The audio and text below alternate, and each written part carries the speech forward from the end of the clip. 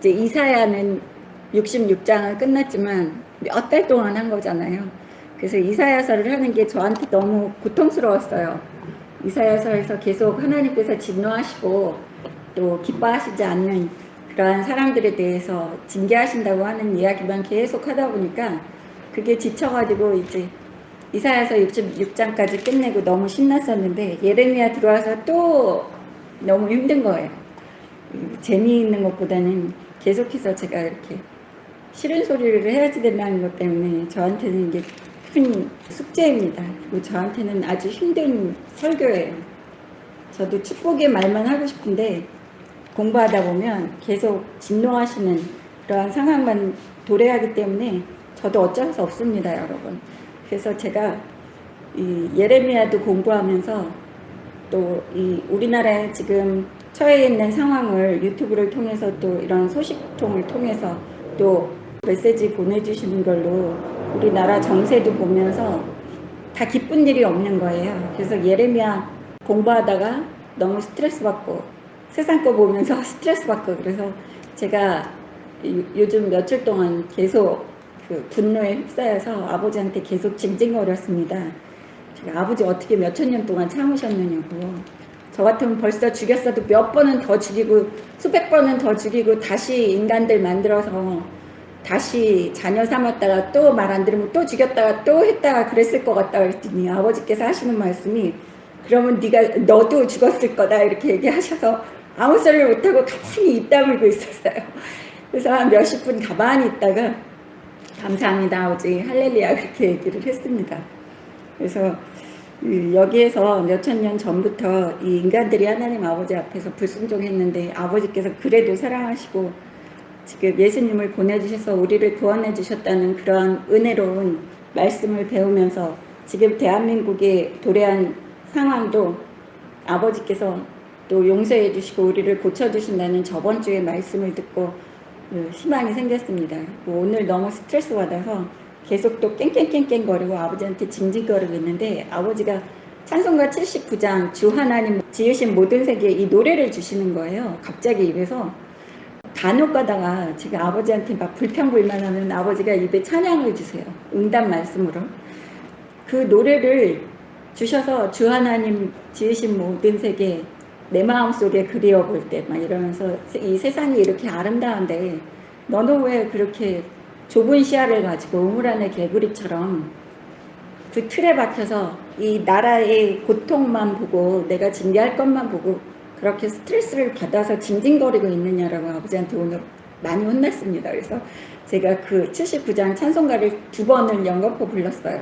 그리고 주일날 그 79장을 부르려고 합니다. 그래서 오늘 또 간증으로 시작했네요. 그래서 여러분 오늘 우리가 예레미야를 배우면서 또 아버지 징계하신다 그러고 진노하시고 노발대발 하셔도 그냥 이 꾹 다물고 그래도 아버지밖에 없습니다. 감사합니다. 할렐루야. 그러면서 우리 또 그 주 하나님 지으신 모든 세계를 보면서 할렐루야로 기뻐하는 마음으로 늘 기뻐합시다. 그래야지 그 기뻐하는 마음을 보시고 아버지 하나님께서 또 우리에게 더 큰 축복을 주시고 또 고통을 짧게 해주실 줄을 믿습니다. 할렐루야. 오늘 예레미야 4장입니다. 오늘 또 한번 아버지 앞에 배워보겠습니다. 예레미야 4장은 유다에게 닥칠 재앙으로 인해서 예레미야가 탄식하고 또 슬픔으로 하나님께 아뢰는 이러한 모습을 보는 것입니다. 그리고 또 바벨론 군대에 처참하게 유다 지파 그 남이스라엘이 남유다가 당하는 그러한 모습들을 우리가 오늘 한번 배워보겠습니다. 4장 1절 여호와께서 이르시되 이스라엘아 내게로 돌아오라. 네가 만일 나의 목전에서 가증한 것을 버리고 네가 흔들리지 아니하며 진실과 정의와 공의로 여호와의 삶을 두고 맹세하면 나라들이 나로 말미암아 스스로 복을 빌며 나로 말미암아 자랑하리라. 네, 1절과 2절에는 그 가정을 하시는 거죠. 하나님께서 이제 마지막 경고를 하시는 거예요. 하나님께서 이제 나한테 돌아와라. 니네가 회개하고 나한테 돌아오면 내가 너희들을 복을 주고 세상 사람들이 또 너희들을 통해서 복을 받을 수 있게 내가 해줄 테니까 마음을 고쳐먹고 회개하고 돌아와라. 이렇게 얘기를 하시는 거죠. 3절 보겠습니다. 여호와께서 유다와 예루살렘 사람에게 이와 같이 이르노라. 너희 묵은 땅을 갈고 가시덤불에 파종하지 말라. 유다인과 예루살렘 주민들아, 너희는 스스로 할례를 행하여 너희의 마음을 가죽을 베고 나 여호와께 속하라. 그리하지 아니하면 너희의 악행으로 말미암아 나의 분노가 불같이 일어나 사르리니 그것을 끌 자가 없으리라. 네, 여기까지 보시면 하나님께서 계속해서 이제 경고를 계속 하세요. 지금 대한민국에도 하나님께서 계속 경고를 하고 오셨었잖아요. 근데 사람들이 듣지 않았기 때문에 결국에는 여기까지 왔지만, 그래도 하나님께서 1절, 2절에서도 회개하고 돌아오라고 권면을 하시는데 3절, 4절에서도 계속해서 하나님께서 회개하고 돌아오라고 마지막으로 또 경고를 하고 외치고 계시는 모습이에요. 우리 엄마 아빠들이 아이들한테 혼날 때 있잖아요. 겁주잖아요. 너 한 번 잘못했어. 너 2번 잘못했어. 너 3번 잘못했어. 이렇게 경고하면서 그 말만 이렇게 하면 아이들이 잘못을 하면서 눈치 보면서 살살살살 잘못하다가 맨날 부도수편에 그러면서 아주 대놓고 잘못할 때가 있잖아요. 그럴 때는 가차없이 혼납니다. 우리 아이들도 초등학교 때까지는 제가 회초리 들고 몽둥이를 때려줬었는데, 저희 김집사님은 절대 그런 거 체벌하는 거 싫어했는데 저는 잠언에서 보니까 매를 아끼지 말라 그러더라고요. 사랑하는 자녀에게는. 그래서 저희 아이들은 초등학교 6학년 때까지는 회초리로 맞았습니다. 그래서 보면 여기에서 하나님께서 그렇게 하시는 거나 똑같은 거예요. 아버지 자녀들한테 너 돌아와 안 그러면 때릴 거야 계속 경고를 하고 있는 모습이 4절까지 읽어보면 아버지의 그 마음이 너무 와닿지 않으세요, 여러분? 그리고 너무 간절하신 거예요. 아버지가 혼내켜주고 싶지 않은데, 근데 말을 안 듣는 이러한 그 아버지의 선택된 백성들을 볼 수 있습니다. 3절에 보시면 유다와 예루살렘 사람에게 이와 같이 이르노라. 너희 묵은 땅을 갈고 가시덤불에 파종하지 말라. 이 뜻은 네가 예전에 했던 그 악행을, 우상숭배하는 그러한 악행을 다시는 하지 말라고 이야기하시는 거예요. 그러한 악행을 다시는 반복해서 죄를 짓지 말고 내게로 돌아오고, 그 4절 보시면 주민들아 너희는 스스로 할례를 행하여 너희 마음 가죽을 베고, 할례라는 것은 남자의 포피를 베는 건데 그 의식은 몸에 남기는 흔적이에요. 내가 하나님 아버지의 백성이다 라는 흔적으로 하나님께서 아브라함을 75세 때 부르셨을 때 할례하라고 그래서 아브라함이 자기 집에 있는 모든 종들까지 남자라는 남자들은 다 할례를 행하게 했습니다. 근데 하나님께서 또 중요시 여기시는 것이 그러한 겉모습, 육체의 할례도 중요시 여기시지만 여기 보시면 2번째 줄에 너희 마음에 가죽을 베고, 그것은 마음의 할례까지 하려는 거예요. 마음에 쓸데없는 그러한 것까지 깨끗하게 하나님 앞에 다 내려놓으라는 것입니다. 깨끗하게 가면을 쓰지 말고 드러내라는 이러한 말씀을 하고 계시는 것입니다. 여호와께 그래서 속하라.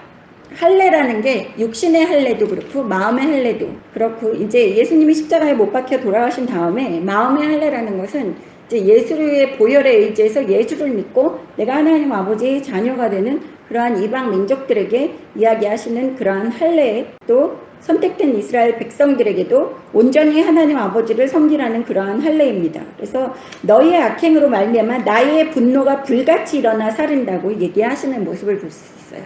그러니까 아버지가 진노를 하시면 불같이 일어나서 모든 것을 살라버리시는데 아무도 그것을 끌 자가 없다고 이사야서에서도 계속 얘기하셨던 것처럼 여기 4절 마지막에 또 그것을 끌 자가 없으리라. 전지전능하시고 이 세상 만물의 주인이 되시는 하나님 아버지가 진노하셔서 불을 일으켰는데, 불로 사르시는데 감히 누가 그것을 대적해서 하나님 아버지를 대적해서 그것을 끄겠습니까? 그래서 하나님께서 화가 나서 불로 사르기 전에 계속해서 경고를 하시는 거예요. 돌이킬 수가 없기 때문에. 한번 아버지가 진노하시면. 우리가 신명기 10장 한번 보겠습니다. 여기에 신명기 모세오경에서도 마음의 할례에 대해서 이야기를 해요. 사도들이 신약에서 또 마음의 할례에 대해서 사도 바울도 이야기해 놓은 게 있고, 하지만 저는 신약은 인용을 안 하기 때문에 저는 될 수 있으면 구약의 모세오경에서 인용을 하려고 노력을 합니다. 그래서 할례에 대해서 다른 구약에서도 나오는데 마침 신명기 10장에 나와 있기 때문에 모세오경 거를 지금 하나를 선택해서 제가 인용을 합니다. 신명기 10장 16절 보겠습니다. 그러므로 너희는 마음의 할례를 행하고 다시는 목을 곧게 하지 말라. 마음의 할례를 행해라. 성령을 받으라는 것입니다. 성령을 받고 다시는 목을 곧게 하지 말아라. 우상 숭배하고 우상 숭배뿐만이 아니라 교만해서 네 삶의 주인이 네가 돼서는 안 된다는 거예요. 하나님 아버지가 우리 모든 것의 주인이 되셔야지 목을 곧게 한다라는 것은 아버지 앞에서도 교만을 드러내는 겁니다. 내가 내 삶의 주인을 삼고 내 삶을 이끌어 나간다는 것은 나를 우상시 여기는 거예요. 그래서 하나님께서 목을 곧게 하지 말라 그러는데 지금 대한민국뿐만이 아니라 전 세계의 많은 예수 믿는다고 하는 사람들이 목이 곧아졌죠. 그리고 마음에 할례가 없습니다. 성령님을 모시고 살지 않기 때문에 소경이 되어 있는 거예요. 맹인이 돼서 어떤 것이 아버지의 빛의 길이고 어떤 것이 흑암의 권세들의 악한 길인지를 구분을 하지 못하기 때문에 이 두 가지 다 이루어지지 않고 있는 것입니다. 마음의 할례도 없고 목도 곧게 하고 있는 그러한 아버지의 자녀들입니다. 현재 17절 보십시오. 너희의 하나님 여호와는 신 가운데 신이시며 주 가운데 주시오. 크고 능하시며 두려우신 하나님이라. 사람들은 사랑의 하나님 사랑의 하나님만 외치는데 하나님께서는 모세오경에 구약에서 보면 두려운 하나님이라는 것을 더 강조하세요. 하나님 아버지를 두려워하면 우리가 죄를 지을 수가 없습니다. 근데 사람들은 그 두려운 하나님보다 사랑의 하나님, 예수님을 보내준 그 하나님만을 강조를 해요. 그래서 죄에 대한 경각심이 없는 것입니다. 죄에 대한 경각심이 없다 보니까 죄를 밥 먹듯이 짓고 예수 보혈에 의지해서 회개하면 돼. 이렇게 가볍게 이야기하는 시대가 지금의 시대예요. 그래서 하나님께서 계속 진노하시는데 꾹꾹 참으시는 거죠. 제가 며칠 동안에 아버지 참지 마시라고 계속 아버지한테 쫄랐어요. 되게 못됐죠. 그랬다 아버지한테 혼났었는데 그러니까 아버지의 인내심이 아주 대단하시고 우리를 향한 사랑이 아주 크시지만 우리가 그 사랑을 기억하는 것보다는 하나님 아버지를 두려워할 줄 알아야지 된다는 것입니다. 그리고 사람을 외모로 보지 아니하며 뇌물을 받지 아니하시고 사람들은 뇌물 받는 거 즉 남의 돈을 그냥 값없이 받는 거를 아주 쉽게 생각을 해요. 근데 여러분 그것은 하나님이 기뻐하시지 않는 거예요. 성경을 보면 계속 뇌물에 대해서 받지 말라고 하시는 그 하나님의 말씀이 있어요. 눈을 어둡게 한다고. 판결도 올바르게 못하게 하고 하나님이 싫어하시는 게 여기 보시면 뇌물을 받지 아니하시는 하나님이라고 얘기해요. 하나님은 무슨 뇌물을 받으시겠어요? 돈도 안 좋아하시고 전 세계가 아버지 건데 근데 무슨 뇌물을 받으시겠어요? 사람들에게 경각심을 주기 위해서 뇌물을 받지 않는다고 여기에다 더 붙여놓은 거예요. 그래서 우리는 하나님을 두려워할 줄 알아야지 됩니다. 그리고 하나님 아버지가 우리의 마음을 보실 수 있게 우리의 마음에 할례를 해서 성령님을 모시고 아버지 말씀에 순종하는 그러한 마음가짐, 중심을 갖고 살아야지 된다는 것입니다. 다시 오겠습니다. 예레미야 4장 5절 보겠습니다. 5절부터 9절까지는 이제 그 하나님 아버지께서 잔소리를 하다 이제 얘기를 안 들으니까 이제 심판이 임박했다고 이야기하는 모습입니다. 5절 너희는 유다에 선포하며 예루살렘에 공포하여 이르기를 이 땅에서 나팔을 불라 하며 또 크게 외쳐 이르기를 너희는 모이라 우리가 견고한 성으로 들어가자 하고 시온을 향하여 깃발을 세우라 도피하라 지체하지 말라 내가 북방에서 재난과 큰 멸망을 가져오리라. 네, 하나님께서 이거 예레미야 선지자를 통해서 1장 13절부터 이야기하셨던 게 그대로 여기에서 다시 일어나고 있는 거예요. 그래서 하나님께서 북방에서 그 이스라엘, 유다를, 남유다를 칠 그러한 민족들이 내려올 거라고 이야기하는 것을 볼 수 있어요. 근데 성경을 읽다 보면 북쪽은 대부분 악인들이에요. 그래서 지금의 북한이 도발을 할 수 있다는 그러한 의미를 받아들일 수 있습니다. 오늘 제가 이거 성경 읽으면서 한 4시간 전에 아버지한테 받으면서 이러한 공격이 있을 거라는 그런 느낌을 주셨어요. 근데 큰 도발은 아닐 겁니다. 그러한 유혈 사태는 일어나지 않을 겁니다. 그리고 일요일날, 주일날 이번에 우리 김 집사님이 아침에 잠을 주무시는 것도 아닌 눈을 살짝 감고 계셨는데 꿈이라고 할 수도 없죠. 잠도 안 자는데 서해안 쪽에서 쾌속정들이 왔다 갔다 하고 또 군인들이 완전 무장을 하고 군인 모자에 나뭇가지 같은 것도 꽂았음에도 불구하고 무기를 갖고 다니는 것이 아니라 자전거를 타고 분주하게 왔다 갔다 한다는 것은 그 평정을 한다는 거잖아요. 전쟁 이후에 그 평화를 유지하기 위해서. 그래서 군인들이 왔다 갔다 하는 것처럼 그런 모습을 보였다고 그러시더라고요. 그래서 김 집사님이 열심히 자신도 자전거 타고 있다가 집으로 열심히 자전거를 타고 돌아오시다가 꿈을 깨셨다고 그러는데, 그래서 여기에서 이 말씀이 어쩌면 이렇게 대한민국과 같이 이렇게 아버지가 스케줄 짜서 공부를 시키시다 보니까 지금 나라가 돌아가는 상황과 지금 현재 우리가 공부하는 상황과 똑같이 이 영화를 보듯이 책을 읽으면서 파노라마가 돌아가는 것처럼 우리나라의 상황들이 보이고 있어요. 호세아 8장 한번 또 가겠습니다. 하나님 아버지께서 예레미야에게 계속해서 그 재난의 징조를 선포하라고 이야기하시는 모습들이 있습니다. 그래서 여기 호세아 8장을 보면 아까 예레미야에서도 나팔을 불어서 재난을 알리라고 얘기하신 것처럼 호세아 8장에서 보면 이 호세아 선지자는 창기 같은 여자랑 결혼하게 하셨다 그랬잖아요. 하나님 아버지가 하도 속이 답답하셔가지고 이스라엘 백성들이 계속 바람을 피니까 딴 우상이랑, 하나님 아버지는 남편을 비유하셨는데 그 하나님 아버지, 남편 대신 하나님 아버지를 그냥 놓고 하도 바람을 피고 돌아다녀서 하나님이 속이 너무너무 상하시니까 이제 호세아 선지자한테 너는 창기 같은 여자랑 결혼하라 그래서 호세아가 평생을 그 마음이 숯덩어리처럼 새까맣게 탈 정도로 속을 상한 사람이에요. 그래서 하나님 아버지의 마음을 어느 정도 이해하는 그러한 호세아입니다. 8장 1절 나팔을 네 입에 댈지어다 원수가 독수리처럼 여호와 집에 덮치리니 이는 그들이 내 언약을 어기며 내 율법을 범함이로다. 네, 북한에서 독수리같이 갑자기 오나 봐요. 왜냐하면 우리가 하나님 아버지의 언약을 어겼기 때문에, 뭐 전 대한민국이 어겼다는 게 아니라 예수를 믿는다고 하는 하나님의 자녀들이 어겼어요. 북한이 동방의 예루살렘이라 그러면서 평양이 복음의 바람이 아주 거세게 불어오고 하나님이 기뻐하시고 했을 때가 있었어요. 근데 우상 숭배를 했었죠.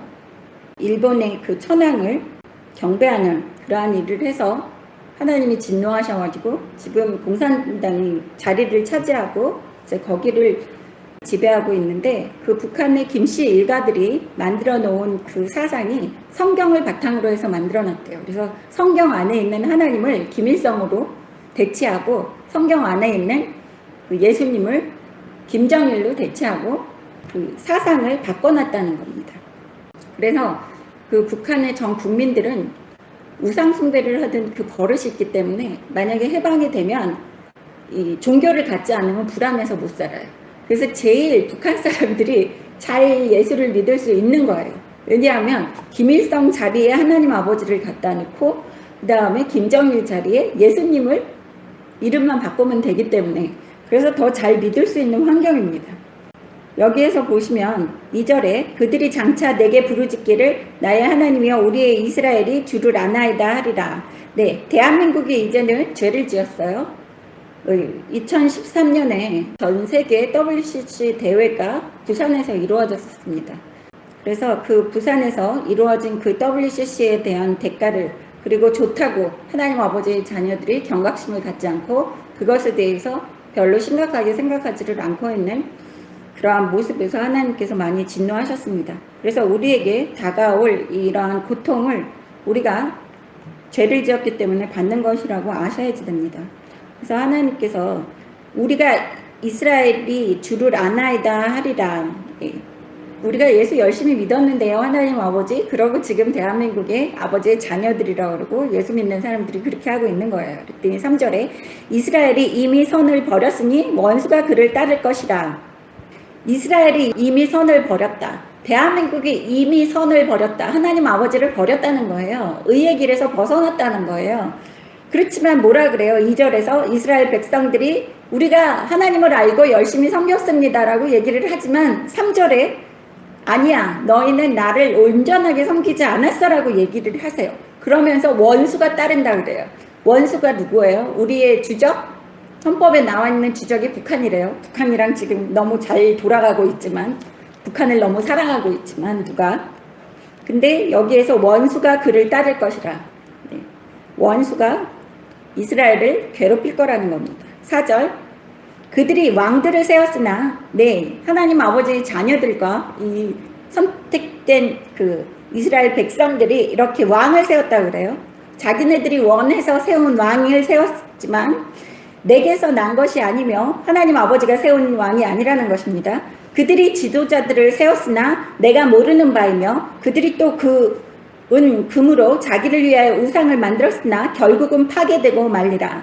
근데 지금 대한민국에 아버지의 자녀라고 그러고 하는 사람들, 다른 예수 안 믿는 사람들은 모르겠어요. 대한민국의 20% 이상이 기독교인이라고 그러는데 거기에 있는 사람들이 선출해낸 왕들을 아버지가 세운 왕이 아니고 또 지도자들 또한 하나님 아버지가 모르는 사람들이래요. 아버지라는 아무 관계도 없는 것이고 또 교회 안에서 모든 좋은 것들로 아버지를 섬긴다고 하면서 제물로 갖다가 치장을 하고 은금으로 자기를 위하여 우상을 만들었다. 자기들만의 우상을 만드는 거예요. 하나님 아버지는 존재하지 않으신다고 하십니다. 5절 보십시오. 사마리아여 네 송아지를 버려졌느니라. 내 진노가 무리를 향하여 타오르나니 그들이 어느 때에야 무죄하겠느냐. 이것은 이스라엘에서 나고 장인이 만든 것이라. 참신이 아니니 사마리아의 송아지가 산산조각이 나리라. 사마리아라는 것은 이제 북이스라엘, 북한에 있는 우상들이 이제 산산조각이 난다고 이야기하시는 거예요. 그래서 5절부터 7절까지 보시면 북한에서 일어날 일들을 하나님 아버지께서 지금 말씀으로 가르쳐 주셨습니다. 그래서 사마리아는 북이스라엘의 그 수도를 사마리아라고 그랬어요. 그래서 사마리아에 있는 송아지가 버려졌다고 얘기를 하는 것을 보실 수 있어요. 무리를 향하여서 타오른다. 이제 거기가 쫄딱 망하게 생겼다는 것입니다. 북한은 이제 망한다고 하십니다. 6절 보시면 그들이 신을 만들어내고 그들이 우상을 섬긴다고 많은 우상들을 그 김일성 형상들을 전국에 이렇게 많이 갖다 놨지만 북한이 해병되면 그것들은 다 산산조각이 날 수밖에 없는 동상들입니다. 그러한 동상들이 이제 북한에 없어질 것이고 그들이 바람을 심고 광풍을 거둘 것이라. 심은 것이 줄기가 없으면 이삭은 열매를 맺지 못할 것이요 혹시 맺을지라도 이방 사람이 삼키리라. 네, 그들이 맺은 열매는 하나도 없다는 거예요. 북한이 맺어놓은 열매는 하나도 없고 만약에 있다고 해도 외국 이방 사람들이 다 차지할 거라고 얘기하는 거예요. 그래서 남쪽에 있는 사람들 북한이 해방된다고 그래서 들어가서 무슨 사업해서 돈 번다는 거 꿈도 꾸지 마시라고 제가 계속 이야기하는 게 우리 것이 아니라 이방 사람들 것이라고 얘기하시는 모습을 볼 수 있어요. 8절 보겠습니다. 이스라엘은 이미 삼켰은즉 이제 여러 나라 가운데 있는 것이 즐겨 쓰지 아니하는 그릇 같도다. 그들이 홀로 떨어진 들나귀처럼 아수르로 갔고 에브라임이 값주고 사랑하는 자들을 얻었도다. 그들이 여러 나라에게 값을 주었을지라도 이제 내가 그들을 모으리니 그들은 지도자의 임금이 쥐어준 짐으로 말미암아 쇠하기 시작하리라. 네. 여기에서 보시면 이제 북한은 해방되고 남한은 쇠약해진다고 이야기하시는 모습을 볼 수 있습니다. 10절에 그들이 여러 나라에게 값을 주었을지라도 이제 내가 그들을 모으리니 그들은 지도자의 임금이 쥐어준 짐으로 말미암아 쇠하기 시작하리라. 한국에 있는 북한 추종자들은 다 저기에다 돈을 주고 자신의 파워를 키우려고 힘을 쓰려고 노력을 하고 이 나라 저 나라 이 나라 저 나라부터 공산주의 국가를 이야기하겠죠. 거기에 연출되고 힘을 키우려고 했지만 그거는 아무 소용이 없다고 얘기를 하는 거예요. 그것은 지도자의 임금이 지어준 짐이라 그래요. 우리나라의 임금이 누구예요? 제일 높은 사람? 그 사람이 우리 국민들에게 그 추종하는 사람들의 어깨에 심어준 짐밖에 없다고 얘기하는 모습입니다. 추상적으로 얘기하려니까 너무 힘드네요. 11절 보겠습니다. 에브라임은 죄를 위하여 제단을 많이 만들더니 그 제단이 그에게 범죄하는 것이 되었도다. 에브라임이라고 하는 것은 힘을 가지고 있는 그 사람들을 이야기하는 거예요. 에브라임과 므낫세는 요셉의 아들에게서 파생된 지파예요. 그래서 에브라임은 요셉의 두 번째 아들이고 그 요셉의 첫 번째 아들인데 야곱이 죽기 바로 전에 아들들에게 축복을 해주고 자신의 후손들에게 축복을 해줄 때 야곱이 손을 엇갈려서 이렇게 얹어놓고 안수로 축복을 해줬어요. 그래서 요셉 총리 대신이 아버지 얘가 첫째고 얘가 둘째입니다 라고 얘기를 했을 때 내가 안다 그러면서 그 손을 엇갈려서 에브라임에게 차남에게 장자의 축복을 기도해 줬던 그러한 에브라임입니다. 그래서 에브라임보다 므낫세가 사람은 더 많았지만 에브라임이 여호수아도 탄생됐고 에브라임 안에서 선지자 드보라도 나오고 해서 에브라임은 정신적으로 많은 지도자들을 낳은 그러한 지파예요. 에브라임은 죄를 위하여 제단을 많이 만들었다고 얘기하는 것을 볼 수 있어요. 그러니까 하나님 아버지 말씀에 순종하지 않았던 그러한 에브라임입니다. 북쪽입니다. 내가 그를 위하여 내 율법을 만가지 기록하였으나 그들이 이상한 것으로 여기도다. 그들이 내게 고기를 제물로 드리고 먹을지라도 여호와는 그것을 기뻐하지 아니하고 이제 그들을 죄악으로 기억하여 그 죄를 벌하니 그들은 애굽으로 다시 가리라. 네, 여기에서 이 에브라임에 대해서 이야기하시는 것은 이제 북한을 좋아하고 추종하는 하나님의 자녀라고 그러는 그 예수를 믿는 사람들입니다. 그들은 다시 노예처럼 생활을 해야지 되는 그러한 상황이 도래할 거라고 얘기를 하시는 거예요. 14절 이스라엘은 자기를 지으신 일을 잊어버리고 왕궁들을 세웠으며 유다는 견고한 성읍을 많이 쌓았으나 내가 그 성읍들을 불을 보내어 그 성들을 삼키게 하리라. 이스라엘은 북쪽이잖아요. 하나님을 잊고 자신들을 위한 왕궁을 세웠다고 얘기를 하는 것을 볼 수 있어요. 동방의 예루살렘이라고 그러고 복음이 전파되고 하나님이 기뻐하셨었지만 그들은 하나님을 버리고 왕궁들을 세웠습니다. 김일성 일가의 왕궁들을 세웠고 또 유다는 견고한 성읍들을 많이 쌓았다 그래요. 유다라 그러면 우리 대한민국은 많은 도시를 부흥한 도시들을 성읍 그러면 도시를 이야기합니다. 도시들을 많이 만들어 놨어요. 번창했죠. 그렇지만 그 성읍들이 하나님께서 불을 보내기 때문에 다 불살라지고 고통을 당할 거라고 이야기하시는 이 모습을 볼 수 있습니다. 그 뜻은 세상 거 의지하지 말라고 그러시는 거예요. 하나님은 세상 거 의지하는 거 제일 싫어하십니다. 그 세상을 우상숭배에 여기시는 그러한 모습들을 싫어하시는 것입니다. 다시 오겠습니다. 예레미야 4장 7절 보겠습니다. 사자가 그 수풀에 올라왔으며 나라들을 멸하는 자가 나왔으되 네 땅을 황폐하게 하려고 이미 그 처소를 떠났은즉 네 성읍들이 황폐하여 주민이 없게 되리니 이로 말미암아 너희는 굵은 배를 두르고 애곡하라. 이는 여호와의 맹렬한 노가 아직 너희에게 돌이키지 아니하였으리라. 여호와의 말씀이니라. 그날에 왕과 지도자들은 낙심할 것이며 제사장들은 놀랄 것이며 선지자들은 깜짝 놀라리라.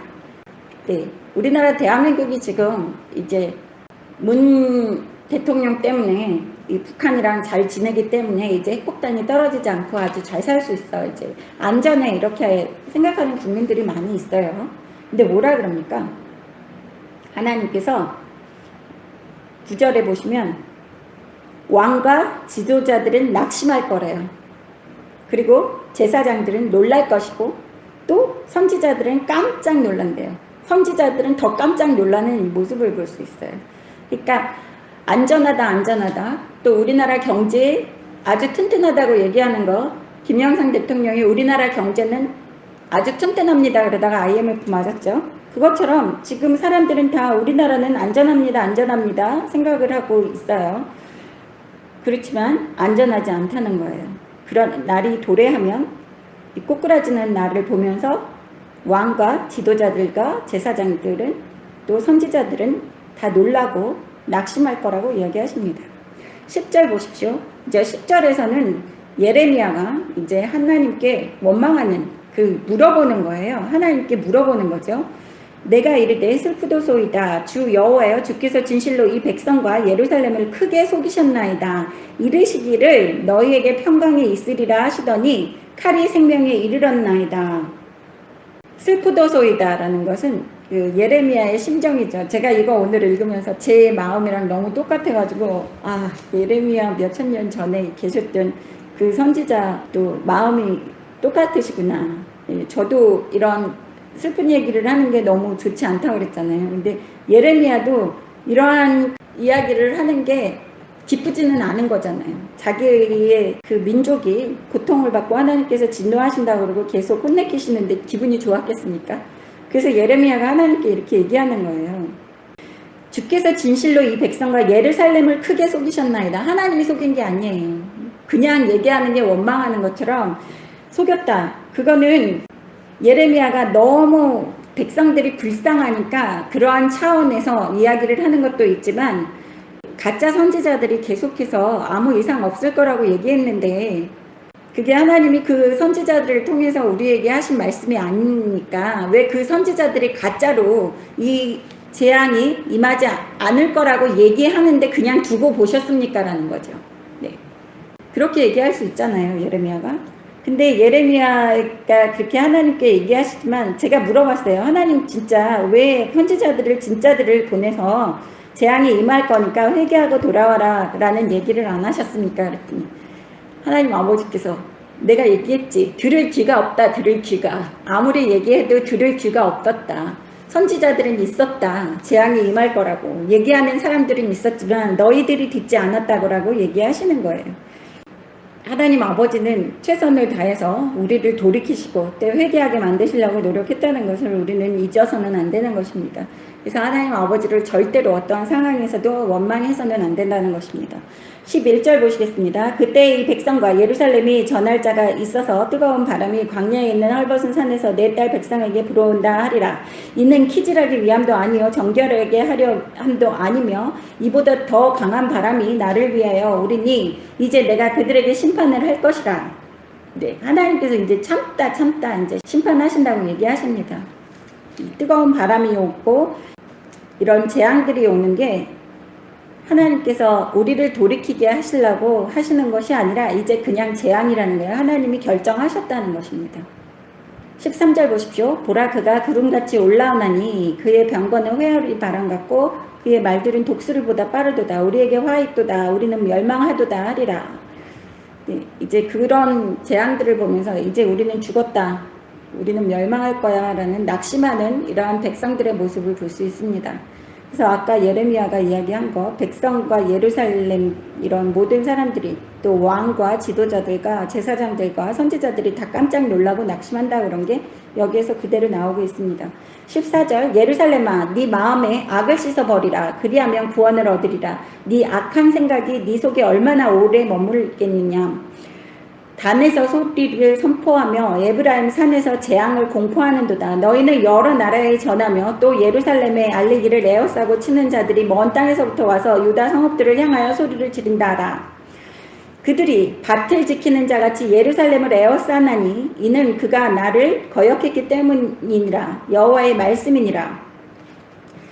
이러한 재앙들이 일어나고 우리를 공격하고 우리가 깜짝 놀라는 일들이 일어나는 게 무엇이냐 하면은 하나님을 거역했기 때문이라고 이야기하시는 모습입니다.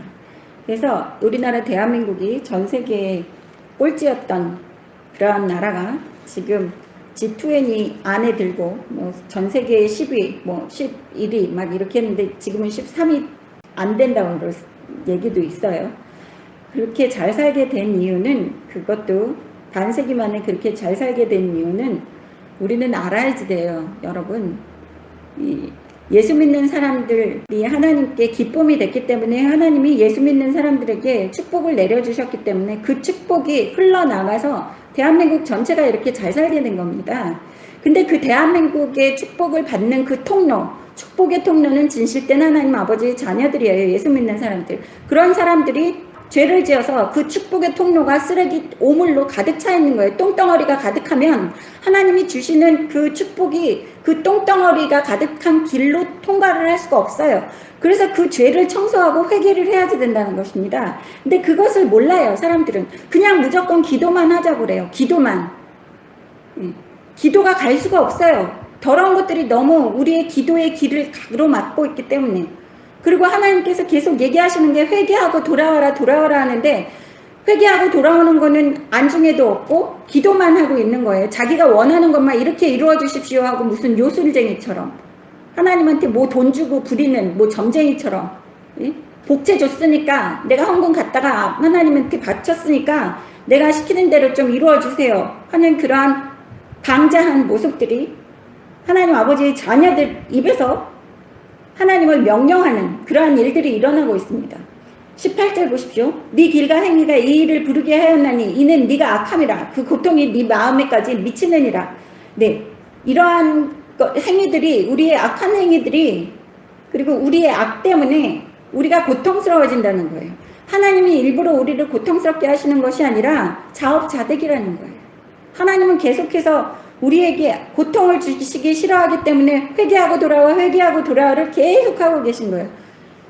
경고하시고 마지막이야 또 마지막이야 또 마지막이야 계속 이야기를 하고 계시는 모습입니다. 그래서 우리의 악한 것 때문에 우리가 이렇게 고통을 당하고 있는 거예요. 대한민국이 고통을 당하는 것은 하나님 아버지의 자녀들이 빛과 소금의 역할을 못했기 때문에 대한민국이 약해졌기 때문에 고통을 당하는 것입니다. 저도 할 말은 없어요. 저도 대한민국에 같이 살고 있으면서도 저도 사람들을 많이 변화시키지 못했기 때문에 대한민국이 이렇게 된 겁니다. 우리 한 사람 한 사람들이 회개해야 돼요. 나는 아니지 이러한 거 없어요. 내 마음부터 나부터 회개하고 아버지한테 애통해야 하는 마음으로 회개하고 우리가 사랑하는 사람들을 위해서 열심히 기도해서 지금 하나님 아버지가 계속 회개하고 돌아오면 구원해줄게 하는 그러한 그 아버지의 마음을 붙잡아야 됩니다. 19절 보겠습니다. 슬프고 아프다. 내 마음이 아프고 내 마음이 답답하여 잠잠할 수 없으니 이는 나의 심령이 나팔소리와 전쟁의 경보를 들음이로다. 네. 이거 아까 낮에 읽을 때는 그 눈물이 안 나오고 너무 고소했어요. 잘 됐다 이제 너희들 다녀봐라 이제 막 그랬는데 강대상에서 또 이거를 읽으니까 그 고통이 전해지네요. 그 아버지의 마음도 전해지고 사람들의 고통도 전해집니다. 전쟁의 경보를 들음이로다. 20절 보겠습니다. 패망에 연속하여 온 땅에 탈취를 당하니 나의 장막과 휘장은 갑자기 파멸되도다. 네, 뭐라 그럽니까? 여기에서 예레미야가 얘기하는 게 이 전쟁에서 계속 고통을 당하면서 장막과 휘장이 갑자기 파멸됐다. 예전에는 그 유목 민족이었어요. 그래서 장막과 휘장이라는 것은 천막을 가지고 돌아다니면서 자기의 살집을 계속해서 천막을 만들어서 거류하다가 또 이동할 때는 그것을 걷어서 가고 그랬는데 삶의 터전이 파멸된다는 뜻이에요. 그래서 20절은 21절 내가 저 깃발을 보며 나팔소리 듣기를 어느 때까지 할꼬 내 백성은 나를 알지 못하는 어리석은 자요 지각이 없는 미련한 자식이라 악행을 행하기에는 지각이 있으나 선을 행하기에는 무지하도다. 너무 슬픈 얘기죠. 하나님께서 얘기하시는 거예요. 내 백성은 나를 알지 못하는 어리석은 자라고 그래요. 호세아 4장 6절에서 내 백성이 지식이 없어서 망한다 그랬는데 이렇게 미련해서 아버지를 알지 못했기 때문에 지각도 없고 선을 행하지도 않는 그러한 백성이라는 거예요. 호세아 4장 가겠습니다. 1절부터 보겠습니다. 이스라엘 자손들아 여호와의 말씀을 들으라. 대한민국아 내 말을 들어 얘기하시는 거예요. 이 땅 주민과 논쟁하시나니 이 땅 주민 대한민국에는 진실도 없고 진실도 없어요. 인애도 없고 하나님을 아는 지식도 없다고 얘기하세요. 그럼 멸망이죠 뭐. 그죠? 다시 한번 얘기하겠습니다. 이 땅 주민과 논쟁하시는데 왜 논쟁을 하세요? 예수 믿는다고 하는 대한민국 사람들이 아닙니다. 우리는 하나님 아버지 여지껏 잘 모셨어요. 정성껏 잘 모셨어요. 교회도 이렇게 부흥시키고 우리나라의 교회가 십자가가 얼마나 많은데요. 전국을 돌아다녀 보세요. 십자가의 빨간 십자가가 얼마나 휘황찬란하게 대한민국의 구석구석에 시골 촌구석에도 깔려 있는데요. 이렇게 얘기할 거예요. 그래서 하나님이 얘기하시는 거예요. 논쟁하시는 거예요. 그렇지만 이 땅에는 진실도 없고 인애도 없고 하나님을 아는 지식도 없다고 얘기하시는 거예요. 하나님 아버지께서. 2절 보십시오. 오직 뭐만 있어요. 이 나라에는 저주와 속임과 살인과 도둑질과 간음뿐이요 포악하여 피가 피를 뒤이음이라. 적폐천산 하면서 피가 피를 뒤이고 있는 이러한 모습이에요. 그러므로 이 땅에 슬퍼하며 거기 사는 자들과 들짐승과 공중에 나는 새가 다 세진할 것이요 바다의 고기도 없어지리라. 다 세잔하고 있죠. 우리나라에 남는 게 없어요. 바다의 고기도 중국의 싹그리 선원이 그 배들이 와가지고 선박들이 와서 싹그리 해간대요. 쌍그리라 그러죠.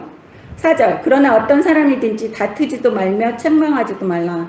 네 백성들이 제사장과 다투는 자처럼 되었음이니라. 교만하였다는 거예요. 다투지도 말고 책망하지도 말라는 거예요. 자중하라는 거예요. 회개하는 마음은 다퉈서도 안 되고 벌 받아야지 되는 마음이잖아요. 내가 내 죄를 알고 내가 죄인입니다 하면 사람들과 다투지도 않고 책망도 할 수가 없어요. 내가 죄인이기 때문에. 근데 백성들이 다 지잘났다고 제사장과 다투는 자처럼 되었다. 제사장과 다투는 자처럼 되었다는 것은 위아래가 없다는 거예요. 위계질서가 없다는 거예요. 가정에서도 위계질서가 없어졌어요. 우리나라에. 자식들을 하도 모처럼 왕금처럼 이렇게 떠받들어가지고 완전 부모들이 노예처럼 살아요. 위계질서가 다 깨졌어요. 가정에서부터. 엄마 아빠 우습게 알아요. 자식들이. 그래도 좋다고 허허거리고 있어요. 부모들은. 예수 믿는 사람들도 똑같아요. 하나님 아버지가 자식들 그렇게 가르치라고 그러시지 않으셨어요. 모세오경에서도 그렇고 성경에서도 그렇고. 잠언을 읽어보세요. 자녀들을 채찍으로. 매를 아끼는 것은 그것은 자녀를 사랑하지 않는 거라고 얘기가 나오고 있는 것이 계속해서 성경에 나옵니다. 그리고 자녀들을 아버지의 말씀으로 가르쳐야지 돼요. 근데 예수 믿는 사람들이라고 그러면서 자녀들 말씀으로 안 가르쳐요. 교회 다니면서 서로 바빠요. 유년부, 중등부, 고등부, 청년부, 대학부, 여전도회, 남전도 막 이러면서 서로 뿔뿔이 자기 생활에서 바빠서 정작 아버지 말씀으로 가르치지 못해서 다 이상한 가정이 되었어요. 가정이라고 할 수도 없죠. 위계질서가 다 파괴되었습니다. 그래서 여기에서 얘기하시는 거예요. 위계질서가 없어진 이 나라 전체 제사장과 다투는 자처럼 되었다. 노인 공경하는 것도 없어요. 지하철 안에서 노인들 젊은 사람들이 길 지나가다가 그냥 패는 장면도 유튜브 동영상에도 올라오더라고요. 묻지마 폭력입니다. 5절 보십시오. 너는 낮에 넘어지겠고 너와 함께 있는 선지자는 밤에 넘어지리라. 내가 네 어머니를 멸하리라. 네. 여기 보시면 낮에도 넘어지고 밤에도 넘어지고 밤에 넘어진 자는 몰래 선지자들이 넘어진다고 제가 설교한 적이 있습니다. 몰래 넘어지는 거예요. 오늘 무슨 어느 큰 교회에 김머시기 목사라는 사람이 여성도랑 20대 여성도랑 호텔을 수십 차례 드나들었대요. 근데 절대 불륜은 아니라고 그 60대 목사는 그렇게 얘기를 하고 있지만 너무너무 상황이 이상하게 되죠. 네. 대한민국은 벌 받을 수밖에 없어요. 제가 그것 때문에 길길이 뛰면서 하나님 아버지한테 오늘 다 불받아 만드시라고 다 죽이시라고 길길이 뛰다가 아버지가 그럼 너부터 죽여야지 내 그러셔서 제가 입 다물고 있었다고 그랬죠. 6절 보시겠습니다. 내 백성이 지식이 없으로 망하는도다. 네가 지식을 버렸으니 나도 너를 버려 내 제사장이 되지 못하게 할 것이요. 네가 네 하나님의 율법을 잊었으니 나도 네 자녀를 잊어버리리라. 그들은 번성할수록 내게 범죄하니 내가 그들의 영화를 변하여 욕이 되게 하리라. 대한민국의 영화를 변하여 욕이 되게 한다고 하시는 거예요. 번성할수록 죄만 짓는다고. 8절 그들이 내 백성의 속죄물을 먹고 그 마음을 그들의 죄악에 두는도다. 예수 믿는 사람들, 우리 선조, 예수 믿는 사람들의 축복 때문에 대한민국이 이렇게 잘 살게 되었는데, 예수 믿는 사람의 후손들은 물론이고, 이 대한민국 사람들이 우리한테 개독교라고 손가락질을 하고 있어요. 그래서 하나님께서 그러는 거예요. 내 백성의 속죄물을 먹고, 내가 내 백성들 축복해준 그 축복 때문에 지들이 잘 먹고 잘 살게 되었는데, 그들은 마음을 죄악에 두는도다. 내 백성들, 내 자녀들에게 개독교라고 손가락질하고 핍박을 주고 있다라는 거예요. 9절 장차는 백성이나 제사장이나 동일함이라. 내가 그들의 행실대로 벌하며 그들의 행위대로 갚으리라. 네, 제사장이나 백성이나 매 한 가지 행동을 하고 있다는 거예요. 장차는. 그래서 똑같이 혼내주겠다고 얘기하십니다. 그들이 먹어도 배부르지 아니하며 음행하여도 수요가 늘지 못하나니 이는 여호와를 버리고 따르지 않았습니다. 네, 하나님을 버리고 하나님의 말씀에 순종하지 않았기 때문에 무엇으로도 우리의 마음을 만족할 수 없다는 거예요. 그래서 자살률이 높아지고 우울증이 심해지고 정신병자가 많이 생겨나는 것입니다. 다시 오겠습니다.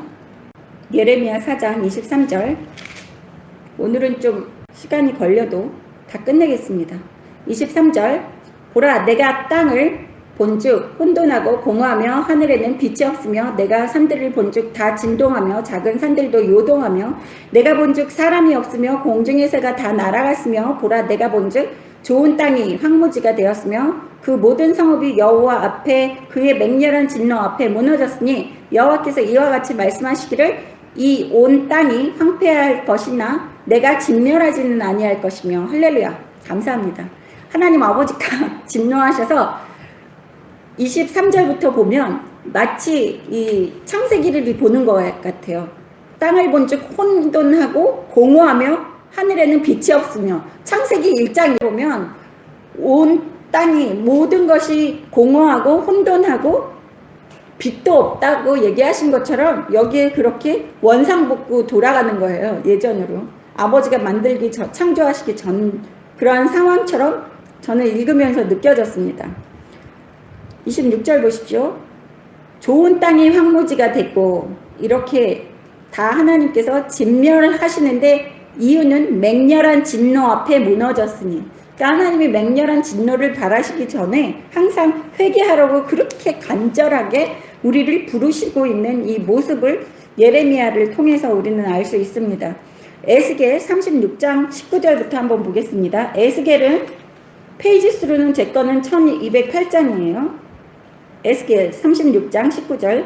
그들을 그 행위대로 심판하여 각국에 흩으며 여러 나라에 해쳤더니. 네, 어떻게 했어요? 이스라엘 백성들을 행위대로 심판하시며 나라 없이 떠돌게 2000년 동안 하셨잖아요. 그것이 그대로 성경에 써져 있다는 거예요. 그래서 제가 이거를 인용을 하는 거예요. 두려워하라고. 우리도 그렇게 될 수 있다는 거예요. 아버지가 말만 하시는 게 아니에요. 성경에서 아버지가 경고하신 거 그대로 이루십니다. 아버지가 한번 말씀하시면 그대로 다 이루시는 거예요. 그래서 그들을 그 행위대로 심판하여 각국에 흩으며 여러 나라에 해쳤더니 그들이 이른바 그 여러 나라에서 내 거룩한 이름이 그들로 말미암아 더러워졌나니 그 사람들이 그들을 가리켜 이르기를 이들은 여호와의 백성이라도 여호와의 땅에서 떠난 자라 하였습니다. 네, 흩어져서 살면서도 하나님의 이름을 더럽혔대요. 여전히 죄를 행하고 있는 사람들입니다. 21절 보십시오. 그러나 이스라엘 족속이 들어간 그 여러 나라에서 더럽힌 내 거룩한 이름을 내가 아꼈노라. 하나님 아버지 이름을 누가 아꼈어요? 하나님 아버지 본인이 아끼셨다는 거예요. 하나님께서 이렇게 아버지의 이름을 더럽히는 것에 대해서 아주 맹렬한 진노를 일으키신다는 것을 알아야지 돼요. 그래서 제가 설교할 때 항상 하나님 아버지 이름을 영광되게 해야지 되고 아버지께 영광을 돌려야지 된다. 아버지 이름을 먹칠해서는 안 된다. 제가 얘기를 계속하는 게 아버지가 아버지 명예, 아버지 이름을 아주 중요시 여기시기 때문입니다. 그래서 여기 21절 보십시오. 이스라엘 족속이 들어간 여러 나라에서 더럽힌 내 거룩한 이름을 내가 아꼈다. 내 이름을 내가 아낀다는 거예요. 하나님 아버지 본인이. 그래서 22절 보십시오. 그러므로 너는 이스라엘 족속에게 이르기를 주 여호와께서 이같이 말씀하시기를 이스라엘 족속아 내가 이렇게 행함은 너희를 위함이 아니요.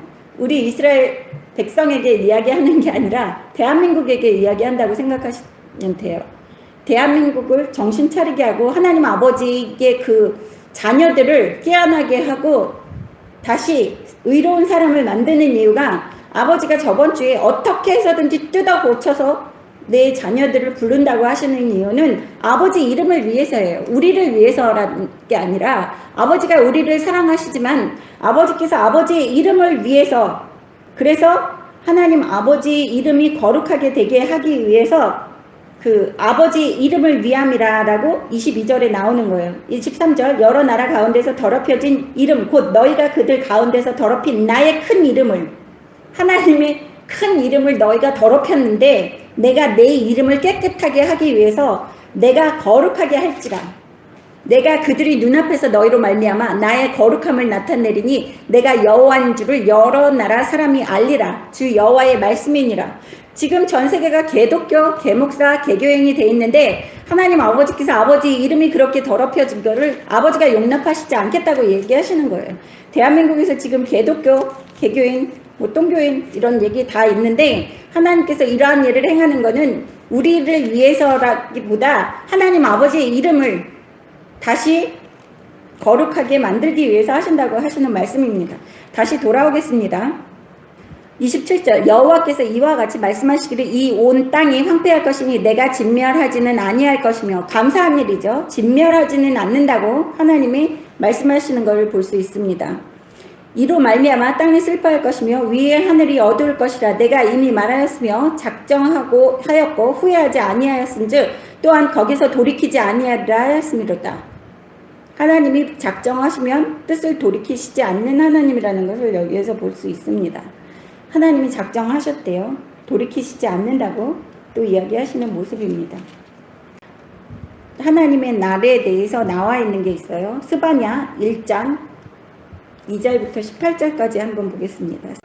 2절 보겠습니다. 거기에서 마지막 이 심판 때 요한계시록까지 안 가도 돼요. 요한계시록은 추상적인 게 너무 많아서. 근데 하나님 아버지께서 단도직입적으로 스바냐랑 말라기에서도 얘기를 하세요. 여호와의 날, 그리고 여호와의 날이라는 게 이사야에서도 나오고 계속해서 성경에서 나오고 있습니다. 에스겔에서도 나오고. 여호와의 날 1장 2절 여호와께서 이르시되 내가 땅 위에서 모든 것을 진멸하리라. 내가 사람과 짐승을 진멸하고 공중의 새와 바다의 고기와 거치게 하는 것과 악인들을 아울러 진멸할 것이라.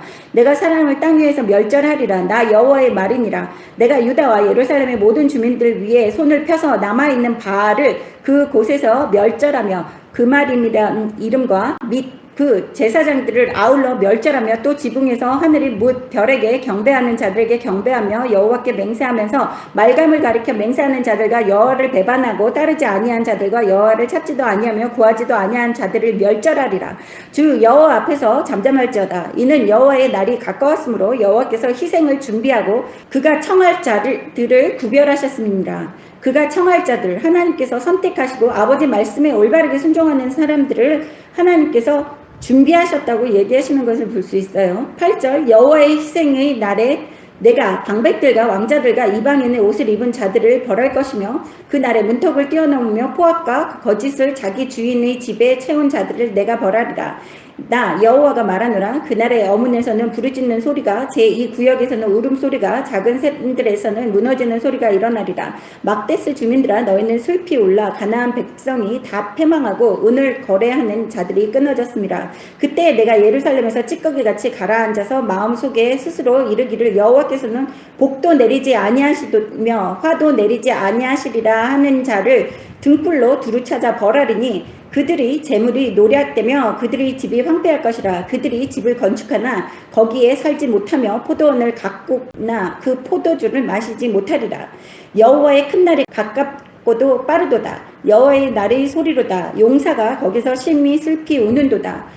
그날은 분노의 날이요 환난과 고통의 날이요 황폐와 패망의 날이요 캄캄하고 어두운 날이요 구름과 흑암의 날이요 나팔을 불어 경고하며 견고한 성읍들을 치며 높은 망대를 치는 날이로다. 내가 사람들에게 고난을 내려 맹인같이 행하게 하리니 이는 그들이 나 여호와께 범죄하였습니다. 또 그들의 피는 쏟아져서 티끌같이 되며 그들의 살은 분토같이 될지라. 그들의 은과 금이 여호와의 분노의 날에 능히 그들을 건지지 못할 것이며 이 온 땅이 여호와의 질투의 불을 삼켜지리라. 이는 여호와가 이 땅 모든 주민을 멸절하되 놀랍게 멸절할 것입니다. 네, 이게 여호와의 날이라는 거예요. 이게 이스라엘 백성들이 이 포로로 잡혀가는 그러한 상황만 이야기하는 것이 아니라 하나님 앞에 반역하고 배역하고 불순종하고 우상숭배하면서 자신들이 자신의 삶을 개척하고 또 하나님 아버지 자녀들을 거짓말로 속이고 또 손가락질하고 또 예수를 믿는다고 하면서 아버지의 말씀에 순종 안 하고 믿는 척하고 또 가짜 선지자들과 그런 모든 사람들을 하나님 아버지께서 찾아다니시면서 다 벌하신다고 이야기하시는 거예요. 우리가 성경에서 보면 구약에서 소돔과 고모라 성을 하나님 아버지께서 그 유황불을 내리셔서 아주 멸절시키시는 것을 볼 수 있었습니다. 그래서 이러한 얘기가 그냥 심판날 이 세상의 끝에서만 이루어지는 것이 아니라 하나님 아버지께서 진노를 하시면 아버지의 섭리대로 이러한 것들이 일어난다는 거예요. 그래서 하나님 아버지께서 이러한 진노를 맹렬히 노하시기 전에 우리에게 항상 하시는 말씀이 회개하고 돌아오라입니다. 말라기 4장 맨 마지막 장이에요. 구약 맨 마지막 장에 또 하나님 아버지께서 아버지의 진노를 어떻게 푸시는지 나와 있습니다. 말라기 4장은 마태복음 바로 전입니다. 구약의 맨 마지막 장이에요. 이 말라기 4장까지 기록되고 400년 동안은 성경에 하나님 아버지가 말씀이 없으셨다가 예수님이 태어나시는 마태복음이 기록되어집니다. 그래서 400년 동안의 공백기간이 일어나기 바로 직전의 말씀이에요. 4장 1절 만군의 여호와가 이르노라 보라 용광로 불같은 날이 이르리니 교만한 자와 악행을 행하는 자는 다 지푸라기 같을 것이라. 그 이르는 날에 그들을 살라 그 뿌리와 가지를 남기지 아니할 것이로되 내 이름을 경외하는 너희에게는 공의로운 해가 떠올라서 치료하는 강선을 비치리니 너희가 나가서 외양간에서 나온 송아지같이 뛰리라. 그래서 제가 항상 얘기하죠. 지금 대한민국에 이렇게 하나님께서 진노의 잔이 임한다고 해도 경제적으로나 또 이러한 그 침략을 당한다고 해도 하나님을 경외하는 우리에게는 뭐라 그러세요? 다시 한번 읽겠습니다. 2절에 내 이름을 경외하는 너희에게는 공의로운 해가 떠올라서 치료하는 광선을 비치리니 너희가 나가서 외양간에서 나온 송아지같이 뛰리라. 너무 기뻐서 뛴다는 거예요. 할렐루야 하면서 3절 또 너희가 악인을 밟을 것이니 우리가 어떻게 한다고요? 악인을 밟을 거예요. 우리가 지금 계속해서 화가 막 불끈불끈 올라오잖아요. 여기에서 악인을 우리가 밟을 거라고 하나님께서 이렇게 희망의 메시지를 주고 계시는 것입니다. 그들이 내가 정한 날에 너희 발바닥 밑에 재와 같으리니 만군의 여호와의 말이니라. 우리가 발로 밟을 날이 얼마 안 남았다는 거예요.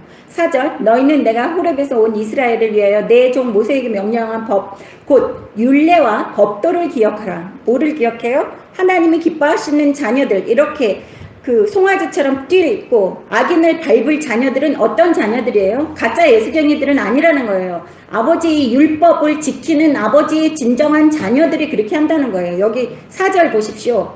내 종 모세에게 명령한 법 곧 율례와 법도를 기억하라. 그래서 가짜 예수쟁이들 모여서 기도만 한답시고 하는 그러한 사람들, 그리고 정치인들 뒷공문이 쫓아다니면서 예수쟁이라고 하면서 기독교인들 펴몰이 하느라고 펴몰이하고 있는 가짜 선지자들, 가짜 목사들 기억하십시오. 근데 하나님 아버지 말씀에 올바르게 순종하는 율법을 지켜서 사는 그러한 하나님의 자녀들은 우리가 악인을 밟을 날이 온다고 얘기하십니다. 5절 보십시오. 보라 여호와의 크고 두려운 날이 이르기 전에 내가 선지자 엘리야를 너에게 보내리니 여기에서 선지자 엘리야를 보내주신다고 이야기하시는 모습 때문에 그 이스라엘 백성들이 엘리야를 아직 기다려요. 근데 그 선지자 엘리야가 먼저 와야지만 메시아가 온다고 착각을 하고 있는 이스라엘 사람들입니다. 근데 예수님께서 사복음서에서 엘리야가 먼저 왔다고 얘기하는 것은 세례 요한을 두고 예수님은 엘리야라고 이야기를 하십니다. 6절 보십시오. 그가 아버지의 마음을 자녀에게로 돌이키게 하고 자녀들의 마음을 그들의 아버지께로 돌이키게 하리라. 돌이키지 아니하면 두렵건대 내가 와서 저주로 그 땅을 칠까 하노라 하시니라. 뭐라 그럽니까? 하나님의 자녀들, 대한민국의 아버지의 자녀들은 다 예수 믿고 회개하라는 거예요. 예수 보혈로 회개하고 깨끗함을 받아야지만 하나님께서 그 마음을 돌이키셔서 저주를 안 하신다는 거예요. 여기 아버지에게로 돌이키게 하리라. 예수를 믿게 만들어서 돌이키게 한다는 거예요. 그래서 우리 지금 대한민국의 사람들도 예수 보혈에 의지해서 회개하십시오. 그렇게 하지 않으면 두렵건대 내가 와서 저주로 그 땅을 칠까 하노라 하신다. 온전히 하나님 아버지만 경배하고 찬양할 때 우리가 송아지처럼 아버지를 찬양하며 기뻐하며 나가서 악인들을 발로 밟을 수 있다고 얘기하시는 것입니다. 예레미야 4장 29절 다시 돌아오겠습니다. 오늘 너무 많이 왔다 갔다 하죠.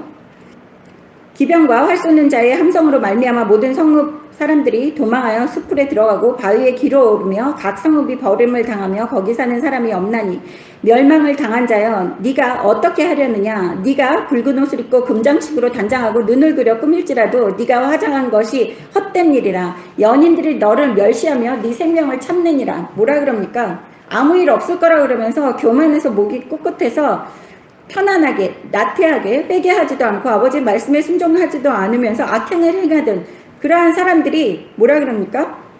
기병과 활 쏘는 자의 함성으로 말미암아 쳐들어오니까 놀래가지고 여기저기로 도피하고 피난 가는 거예요.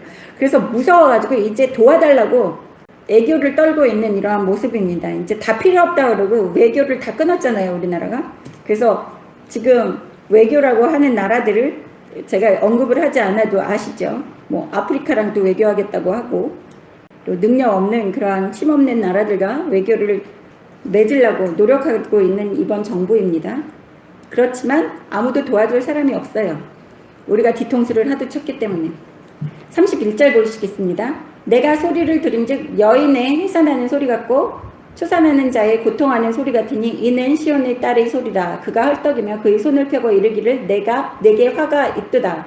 죽이는 자로 말미암아 나의 심령이 피곤하도다 하는지라. 뭐라 그럽니까? 이제 대한민국에 어떠한 고통이 있겠다고요? 사람이 제일 고통스러운 게 뭐라 그래요? 애 낳는 고통이에요. 그래서 해산의 고통이라 그럽니다. 많은 고통이 따를 거예요. 그래도 핵폭탄 안 떨어지는 것만 해도 감사하게 생각하시고, 또 경제 상황이 어려워지고 또 조금의 침략이 있다고 해도 그거는 하나님께서 우리를 고치시기 위해서 감사합니다 할렐루야 받으시기 바랍니다. 그리고 진정한 하나님 아버지의 자녀들은 이러한 침략과 이러한 경제적인 폭망 상황에서도 아버지께서 걱정하지 말라고 아까 말라기 4장에서 말씀하신 그 그대로 하나님께서 이루실 겁니다. 잠언 오겠습니다. 잠언 4장. 그 잠언 4장이 너무 맞아떨어져 가요. 지금 대한민국의 하나님의 자녀들이라고 그러고 이 설교를 듣는 분, 이 말씀을, 아버지의 말씀을 듣는 분들은 더 명심하셔야지 됩니다. 4장 1절 아들들아 아비의 훈계를 들으며 명철을 얻기에 주의하라. 내가 선한 도리를 너에게 전하노니 내 법을 떠나지 말라. 아들들아 아비의 훈계를 들으라 라는 것은 그 율법을 이야기하는 거예요. 그때 이스라엘 백성에게는 말씀하신 게 하나님께서 명령하신 게 그 율법을 문설주에 새기고 손바닥에 새기고 이마에 새기고 앉으나서나 쥐하로 묵상하고 길을 갈 때든지 앉아있을 때든지 계속 자녀들에게 가르치라고 얘기하셨어요. 그래서 여기에서 아비의 훈계 그러면 율법이라는 것을 아셔야지 됩니다.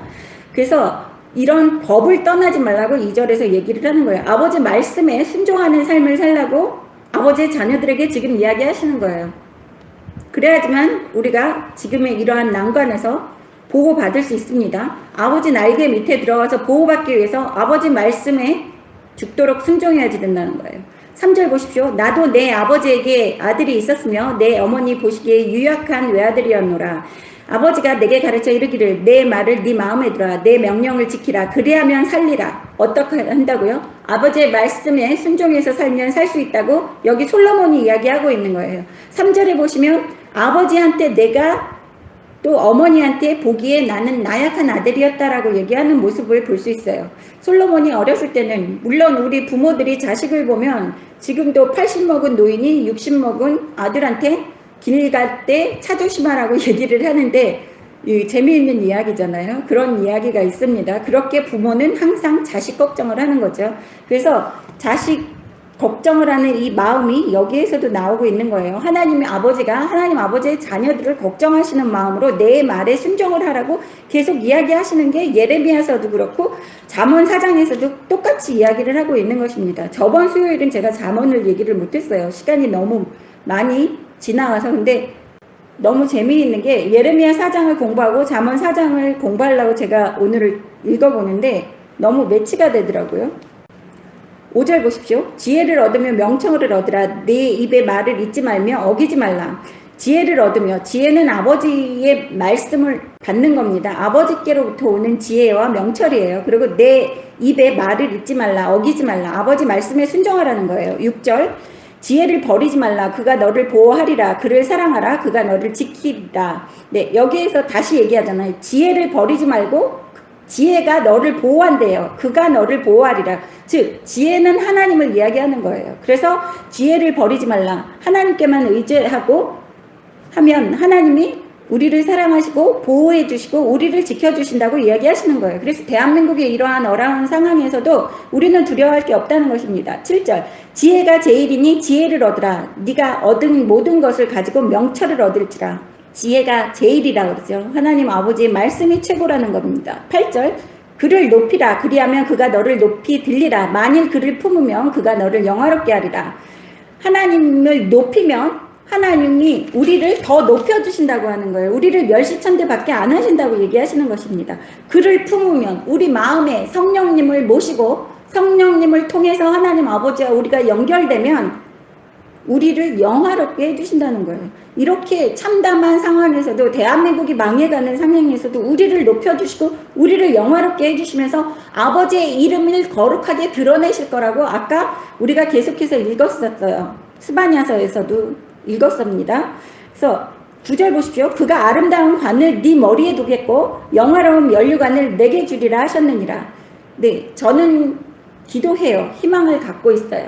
대한민국에 이렇게 어려운 상황에서 아무도 없다 그러고 의지할 사람 없다 그러고 뭐 우파에서는 뭐 아무개밖에 없다 뭐 이런 얘기를 하지만 하나님께서 돌로도 만드실 수 있다고 저는 생각을 하기 때문에 이러한 어려운 상황에서 어떠한 사람이 세워질까 저는 매우 궁금하게 항상 생각하고 있습니다. 아버지께 매번 물어보고 있고 아버지 도대체 어떤 사람을 세우실 겁니까? 미국에서 트럼프 대통령이 될 거라고 상상도 못했어요. 트럼프는 그 정치와는 아주 담을 쌓고 있던 사람인데 갑자기 정치에 입문도 해보지 않은 사람이 한 번도 무슨 의원 이런 시절도 거치지 않고 그냥 대선에 출마해서 대통령 된 사람이에요. 그래서 저도 그러한 기적이 대한민국에 일어나게 해주시다 하고 하나님께 기도하고 있습니다. 10절 보십시오. 내 아들아 들으라 내 말을 받으라 그리하면 네 생명의 해가 길리라. 하나님 아버지의 말씀에 순종하고 아버지의 말씀을 지켜서 살면 장수하는 은혜까지 허락하신다고 하는 거예요. 그러면 전쟁이든 뭐든 병이든 우리에게 임하지 않는다는 것을 알 수 있습니다. 11절 내가 지혜로운 길을 너에게 가르쳤으며 정직한 길로 너를 인도하였은즉 다닐 때에 네 걸음이 공고하지 아니하겠고 달려갈 때에 실족하지 아니하리라. 네, 우리가 하나님 아버지 말씀에 의존하고 순종할 때에는 하나님 아버지께서 우리의 길에 거칠 게 없게 만드신다는 거예요. 넘어지지도 않고 탄탄대로를 만들어 주신다고 얘기하시는 것입니다. 13절 훈계를 굳게 잡아 놓치지 말고 지켜라. 이것이 네 생명이니라. 네, 훈계를 기뻐 받으라는 거예요. 그 요즘 사람들은 다 예수 믿는 사람들이라 그래도 사랑 타령을 너무 하다 보니까 싫은 소리 듣는 거를 너무 싫어합니다. 근데 싫은 소리 저도 듣기 싫어하지만 노력을 해요. 들으려고. 네, 사람들이랑 거의 관계를 안 하다 보니까 제가 사람들에게 싫은 소리는 안 들어요. 아버지한테 혼나죠. 네, 아버지한테 싫은 소리 많이 듣습니다. 오늘도 많이 들었고요. 네, 13절 훈계를 굳게 잡아 놓치지 말고 지켜라. 이것이 네 생명이니라. 훈계를 굳게 잡아. 아버지의 말씀에 의지해서 그것을 놓지 않으면 우리의 생명이 되고 사악한 자의 길에 들어가지 말며 악인의 길로 다니지 말지어다. 그의 길을 피하고 지나지 말며 돌이켜 떠나갈지어다. 뭐라 그럽니까? 까마귀 노는 곳에 백노양하지 마라. 네, 까마귀처럼 행동했는데 그 사람을 의지할 수밖에 없다고 얘기하는 예수 믿는 사람들 또 대한민국 국민이 문제라는 거예요. 하나님 아버지의 성경을 알면 예수 믿는 사람들은 절대로 그 까마귀였는데 지금은 아닌 척하는 그 사람을 용납할 수가 없다는 거예요. 그래서 여기 사악한 길에 들어가지 말며 사악한 사람이랑은 어울리지도 말라고 하시는 거예요. 까마귀 노는 곳에 백노양하지 말라. 16절 보십시오. 그들은 악을 행하지 못하면 자지 못하며 사람을 넘어뜨리지 못하면 잠이 오지 아니하며 불의의 떡을 먹으며 강포의 술을 마심이니라. 예, 제가 지금 정치인 누구 있죠? 청와대 누구? 지금 장관하겠다고 하는 사람. 그 뉴스를 보면서 제가 아버지한테 그랬어요. 아버지 정말 어떻게 이렇게 악한 사람들만 똘똘 뭉쳐있는지 진짜 유유상종이고 악한 사람들만 모여있는 지방입니다. 아버지 어떻게 이렇게 악한 사람들만 모았을까요? 그랬더니 아버지가 딱 머릿속에 그러는 거예요. 너 저번에 레위기 20장 읽었지? 내가 땅에서 끊어지리라 땅에서 끊어지리라 했는데 그거는 그 씨가 그렇다 이렇게 얘기하시는 거예요. DNA에 있대요. 그 악한 게. 그래서 성경을 읽었을 때 그 성경 구절을 기억나게 하시면서 그래서 그 DNA가 악하기 때문에 하나님 아버지께서 노아의 방주에 8명만 집어넣고 그 땅에 홍수를 40일 동안 일으키셔서 1년 이상을 물에 잠기게 해서 이 지구의 그 악한 종자들 씨를 말렸는데 다시 그 DNA가 나타난 거예요. DNA라는 거는 무섭잖아요. 그래서 하나님 아버지께서 이렇게 악인들을 끊으려고 많이 계속 노력을 하시는 이러한 모습들을 우리는 성경을 읽으면서도 알 수 있습니다. 많은 사람들이 그래요. 왜 악인들을 이 땅에 놔두시느냐고. 그거는 DNA도 그렇고 또 하나님의 뜻입니다. 하나님 아버지께서 그 악인도 악인의 날에는 쓸모가 있다고 성경에서 잠언에서 나와 있기 때문에 18절 보겠습니다. 의인은 어떤지 의인의 길은 돋는 햇살 같아서 크게 빛나 한낮의 광명에 이르거니와 악인의 길은 어둠 같아서 그가 걸려 넘어져도 그것이 무엇인지 깨닫지 못하느니라. 네, 아버지가 지금 얘기하시는데요. 제가 설명하다가 사람들 실망한다고 그러는 거예요.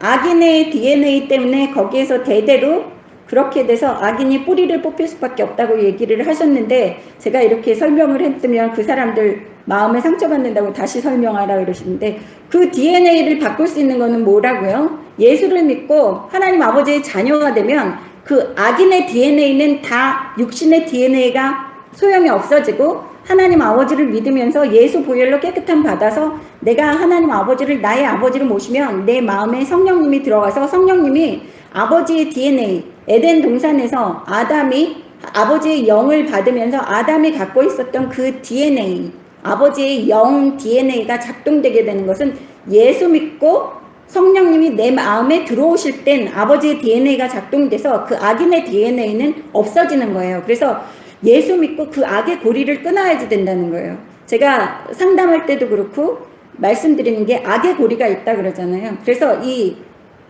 아무리 악한 집안이라도 그 악한 DNA라도 육체의 DNA는 예수 믿고 구원받아서 성령님이 내 마음에 오면 육신의 DNA는 아무 소용이 없고 하나님 아버지의 영 DNA가 내 마음에서 활성화돼서 이끌어가기 때문에 그 악인에서 벗어날 수 있는 유일한 길이라고 아버지가 설명하라고 그러셨습니다. 지금 20절 보십시오. 내 아들아 내 말에 주의하며 내가 말하는 것에 네 귀를 기울이라. 그것을 네 눈에서 떠나게 하지 말며 네 마음속에 지키라. 그것은 얻는 자에게 생명이 되며 그의 육체는 건강이 됨이라. 네, 하나님 아버지 말씀에만 순종을 하면 또 우리 마음도 지킬 수 있고 떠나가지 않게 하면 우리에게 생명이 되고 육체도 건강하게 된다고 얘기하시는 모습을 여기에서 볼 수 있어요. 근데 육체가 건강해서 죄짓게 만들게 되면 육체도 건강 안 주세요. 적당히 주십니다. 예, 제가 그런 것 같아요. 갑상선 암 수술해서 너무 피곤이 빨리 오기 때문에 저는 여러 가지 일을 막 여기저기 기웃거리면서 많이 못하게 하세요. 그러면 죄를 짓는 일을 분명히 하니까 혈기가 나서. 그래서 여기 23절 보십시오. 아주 중요합니다. 23절은 밑줄 치세요. 모든 지킬 만한 것 중에서 더욱 네 마음을 지키라. 생명의 근원이 이에서 남이니라. 네, 마음이 하나님 아버지 성령님이 거하시는 집이에요. 그래서 뭘 지키라는 거예요? 성령님이 내 안에서 떠나지 않게 지키라고 얘기를 하는 거예요. 그래서 아주 중요한 겁니다. 동그라미 치시고 여기도 밑줄 치시고 색연필도 하시고 저는 계속 해놨어요. 그래서 지킬 것 중에 제일 중요한 게 뭐라고요? 우리의 마음 안에서 성령님이 떠나지 않게끔 지켜야지 된다는 거예요. 그래야지만 성령님이 있어야지만 생명의 근원이 성령님 우리 마음 안에서 나는 것이기 때문입니다. 24절 구부러진 말을 네 입에서 버리며 삐뚤어진 말을 네 입에서 멀리하라. 하나님 아버지께는 그 자녀는 구부러진 말이나 삐뚤어진 말이나 그런 말이 있을 수가 없어요. 아버지의 DNA는 이러한 것이 존재할 수 없어요. 그래서 성령님이 내 마음에 있으면 내가 아버지의 자녀가 되고 아버지의 DNA가 작동을 하기 때문에 아버지 말씀에 순종할 수밖에 없고 똑같이 DNA가 싫어하고 좋아하는 게 똑같아지기 때문에 25절 네 눈을 바로 보며 네 눈꺼풀은 네 앞을 곱게 살펴. 그러니까 사람들이 선입견을 가지고 먼저 사람들을 바라보지 말라는 거예요. 네 눈꺼풀을 네 앞을 곱게 살펴. 네. 눈이 횟가닥하게끔 허락하지 말라는 거예요. 26절 네 발이 행할 길을 평탄하게 하며 네 모든 길을 든든히 하라. 조심해서 다니라는 거예요. 아버지 자녀로서의 삶을 살라고 이야기하십니다. 그러면서 27절에 제가 기도할 때 항상 좌로나 우로나 치우치지 말고 네 발을 악에서 떠나게 하라. 네. 내 발을 악에서 떠나게 한다. 아무데나 다니지 말고 아무랑 사귀지 말고 아무거나 먹지 말고 아무 생각도 마음대로 생각도 하지 말고 쳐다보는 것도 마음대로 쳐다보지 말고 악한 것은 아예 차단을 하라는 거예요. 아버지 앞에 죄 지을 수 있는 것은 아예 차단을 하라고 하십니다. 그래야지만 하나님께서 우리를 탄탄대로로 우리를 높이 세워주시고 우리를 장수하게 하시고 건강하게 해주신다는 이러한 그 생명의 말씀, 이 보물과 같은 말씀 오늘 배워보았습니다. 여러분 모두 아버지 앞에 칭찬받으며 좌로나 우로나 치우치지 않아서 아버지께 축복받으며 이 어려운 환경에서도 송아지처럼 기뻐하며 뛰는 삶을 살 수 있도록 여러분의 발을 지키시기를 주님의 이름으로 축원합니다.